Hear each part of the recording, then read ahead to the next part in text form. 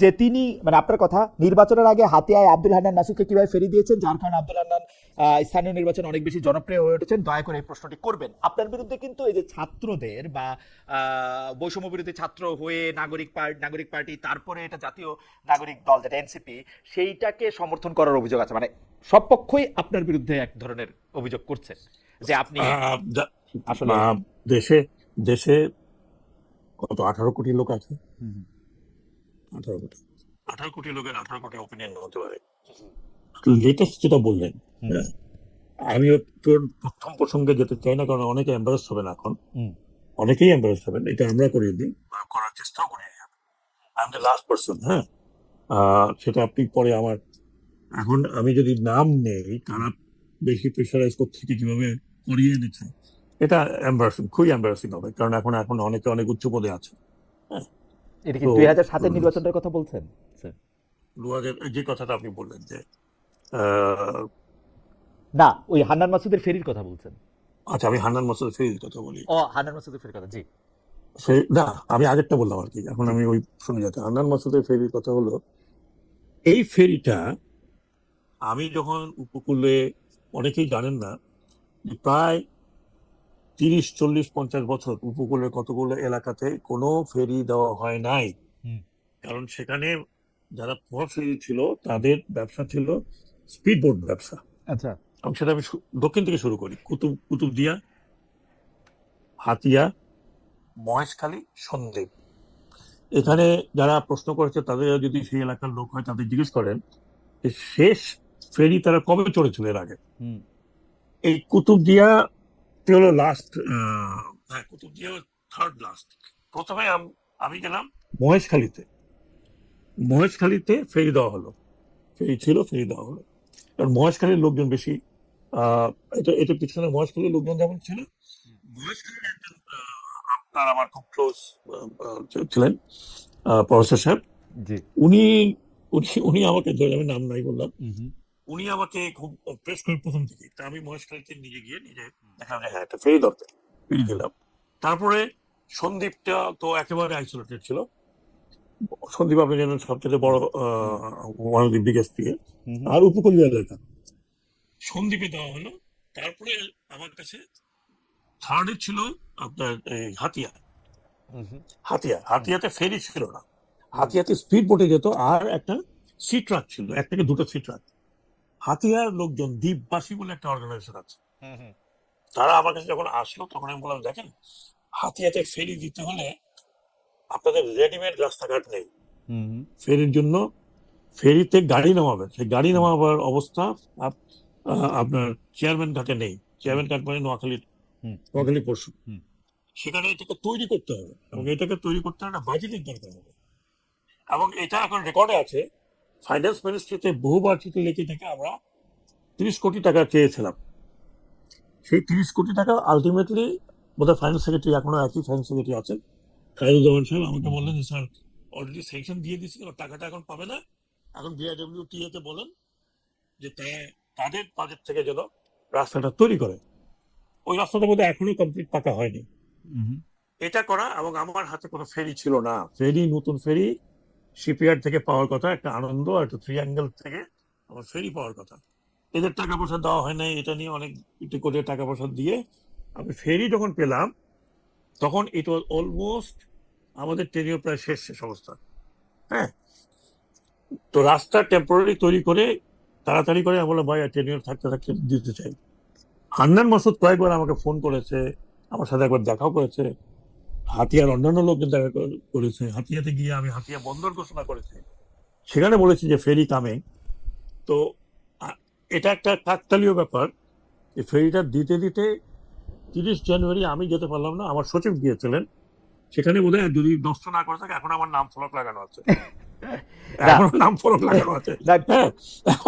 এখন শোনেন, আমাদের দেশে যারা পলিটিক্স করে, যারা স্মার্ট পলিটিশিয়ান, তারা কিন্তু সবকিছু কৃতিত্ব নেয়। আমি আপনাকে একটা প্রসঙ্গে কথা বলি।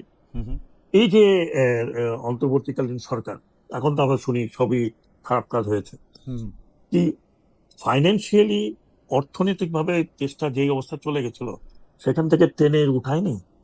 আজকে যে সরকার যে বাজেটটা দিল, সেখানে অনেক সংস্কারের কথা বলা হলো, ব্যাংক সংস্কার ইত্যাদি ইত্যাদি।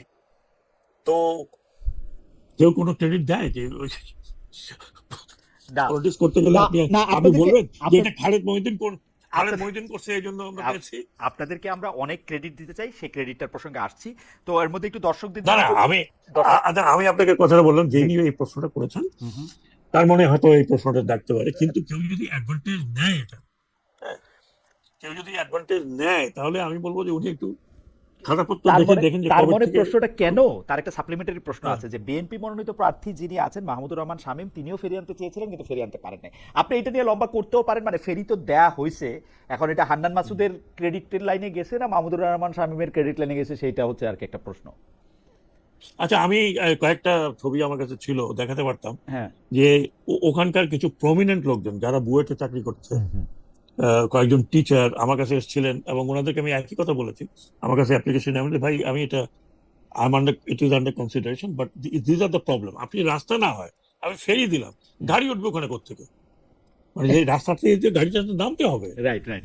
তো এখন আমরা এখন আমি কাঁচা কাঁচা রাস্তায় ফেরি দিয়ে বললাম এখন তুমি ট্রাক নামাও, লোডেড ট্রাক পানির মধ্যে যখন পড়বে তখন। ওইটা হয়তো ওনারা হয়তো ভাবছে যে কান টানলে মাথা আসে, ফেরি হইলে রাস্তাও হয়ে যাবে, রাস্তা হইলে। রাস্তাটা এখনো আমি জানি না এখনো রাস্তা পাকা হয়েছে কিনা, না তবে আমি বলতে পারবো না। আমি আমি আমি আসলে একটু ইয়াতে আসতে চাই আরেকটা। আমি আমি আমি লাস্টে কথা বলি যে ওনাদেরকে আমি অনুরোধ করবো যে এই কয়েকদিন আগে আমাকে একজনের একটা মেসেজ পাঠিয়েছে যে আমার my mother died because she could not, ওনাকে স্পিড বোটে নিয়ে যেতে পারিনি রাতে অন্ধকারে, মানে ঢেউয়ের জন্য। হুম। আজকে এখন আমার বৃদ্ধ বাবা নোয়াখালী থেকে সরাসরি ফেরিতে চলে আসে। হুম হুম। তো ফেরিটা তো একজনের জন্য দেওয়া হয়নি, দেওয়া হয়েছিল পলিটিক্স করার জন্য না না, দেওয়া হয়নি। Absolutely absolutely.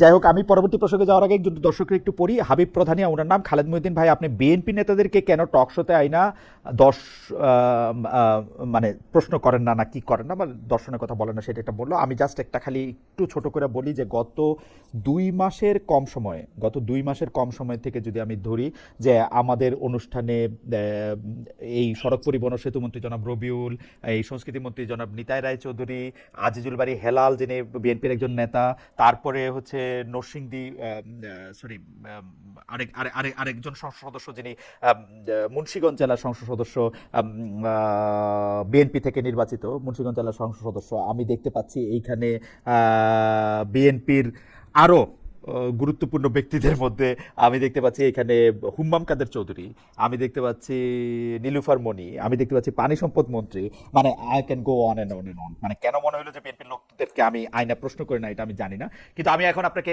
এই প্রশ্নটা অনেকের মনে আছে সেটা একটু করতে চাই। কিচেন ক্যাবিনেট, এখন কিচেন ক্যাবিনেট পৃথিবীর সব দেশেরই একটি বাস্তবতা। ডক্টর মোহাম্মদ ইউনূসের সরকারেও হয়তো কেউ কেউ ছিলেন যাদের সাথে ডক্টর মোহাম্মদ ইউনূসের বেশি কথা হতো। এখন আমরা আপনার কাছে একটু জানতেই চাই আপনি সেই কিচেন ক্যাবিনেট বা ওই অল্প কয়জনের মধ্যে ছিলেন কিনা, যদি না থাকেন অন্যরা কে ছিল, মানে এটা বলতে কি মানে মানে কোনো যদি সমস্যা না থাকে তাহলে আমরা একটু ইতিহাসের খাতিরে আপনার কাছ থেকে এটা একটু শুনতেও চাই যে কারা কিচেন ক্যাবিনেটের সদস্য। আমি পরবর্তী পর্যায়ে যে সমস্ত মন্ত্রণালয় ছিলাম, হুম হুম। শেষের দিকে আমি 2টা মন্ত্রণালয় ছিলাম। একটা ছিল লেবার মিনিস্ট্রি। হুম হুম। লেবার মিনিস্ট্রিতে কি সমস্যা ছিল সেটা আমি এখন লিখতে গেলে একটা বই লিখতে পারবো। অবশ্যই বই লেখা উচিত এবং আপনার। এবং সেই আইএলও যেভাবে আমাদেরকে চেপে ধরেছিল আর্টিকেল 26-এ, সেখান থেকে কিভাবে উত্তরণ হলো, এটা হয়তো কেউ কেউ ক্রেডিট দিবেন, কেউ কেউ ক্রেডিট দিবেন না। তারপরে ছিল আপনার এই যে টোবাকো নিয়ে, টোবাকোর যে ওয়ার্কাররা ছিলেন 17 বছর তারা পার্মানেন্ট চাকরি করতে পারেন নাই, টোবাকো করেনি। তো এই প্রবলেম গুলো আমাকে রিজলভ করতে হয়েছে reforming the law, TCC meeting, tripartite meeting করে, কমিটি করে, সেখানে আমাকে 1টা বছর কষ্ট করতে হয়েছে। ঘন্টার পর ঘন্টা আমি প্রিজাইড করেছি অন দিস ট্রাইপার্ট্রিয়েট কমিটি মিটিং। আর আর যেটা আমি বললাম যে নৌ মন্ত্রণালয়ের, আমি নৌ মন্ত্রণালয়ের বই আমার কাছে আছে, যে এই যে বললাম আপনাকে, এই যে উপকূলীয় অঞ্চল ছাড়াও দুর্গম এলাকায় যেখানে কোনো উন্নতি হয়নি, যোগাযোগ ব্যবস্থা ছিল না, যেগুলো আপনার নদী ফেড, সেখানে আমি পিআইডব্লিউটি আমাকে সহায়তা করে পন্টুন লাগিয়ে দিয়েছি। 13টি নিউ ল্যান্ডিং স্টেশন হচ্ছে, এইগুলো নিয়ে দেন দরবার করতে হচ্ছে, জায়গা পাওয়া যায় না, জায়গা নিতে হচ্ছে। সো আমি মোটামুটি এই কাজে ব্যস্ত ছিলাম। ওই এলাকার লোকজন জানে যে কতখানি কাজ হয়েছে, যেটা যেটা 30, 40, 50 বছর, 70 বছরও হয়। তো এই আপনি চরগুলোকে, বিচ্ছিন্ন চরগুলোকে যোগাযোগ করে স্থাপন করে দেওয়া। আমি কাজেই আমি আমার এই দুই মন্ত্রণালয় তেমন, আমি যদি বলি যে প্রায়োরিটির দিক থেকে খুব হাই প্রায়োরিটির মন্ত্রণালয় এখনো বোধহয় নেই, হাই প্রায়োরিটি হওয়া উচিত। তো কাজে আমি এই ধরনের ডিসিশন মেকিং বা নীতিগত সিদ্ধান্তের জায়গায় আমার মন্ত্রণালয়গুলো ছাড়া অন্য কোনো মন্ত্রণালয় নিয়ে আলোচনা আমি কখনো ছিলাম না, ওকে থাকিনি। ওকে হ্যাঁ, আর আপনি যেটা বলেছেন, এটা কিচেন ক্যাবিনেট কোনো এমন কোনো নতুন সাবজেক্ট তৈরি হয়ে আসেনি। হ্যাঁ, এটা আমি ইতিহাস যেতে চাই না, কোথাও থেকে আসছে, কোথা থেকে না আসছে। প্রত্যেক সরকারের সময়ে এখন 50 জন মন্ত্রী নিয়ে, 40 জন মন্ত্রী নিয়ে তো এটা প্রধানমন্ত্রী সব দিন একটা কথা বলবো না। হুম, সব দিন কথা, সব দিন ডিসিশন হতে পারে না। হুম। কাজেই একটা তো সলা প্রমোশনে গিয়ে এখন উপদেষ্টা আছেন, আপনি কি মনে করেন যে সব মন্ত্রীকে ডেকে প্রধানমন্ত্রী কথা বলেন না? ওনার উপদেষ্টা আছে, তারাও তাদের সাথে কথা বলেন। তারপরে এটা হয়তো ক্যাবিনেটে আসে, ক্যাবিনেটে আলোচনা হয়, সেখানে হয়তো কোনো মতামত থাকলে সেই মতামত থাকে, না থাকলে থাকে না। তো কিচেন ক্যাবিনেট এমন একটা কোনো বড় জিনিস না যে একবার আকাশ থেকে পড়লাম যে শুধু ডক্টর ইউনূসের এখানে কিচেন ক্যাবিনেট ছিল বা যদি থেকে থাকে, আর অন্য জায়গায়, অন্য কোনো জায়গায় ছিল না, নতুন একটা আবিষ্কার। It is not at all. এটা সবসময় একটা হ্যান্ডি কিছু লোকজন থাকে যাদের না সাথে আসলে তো আলোচনা করা যায়। আসলে তো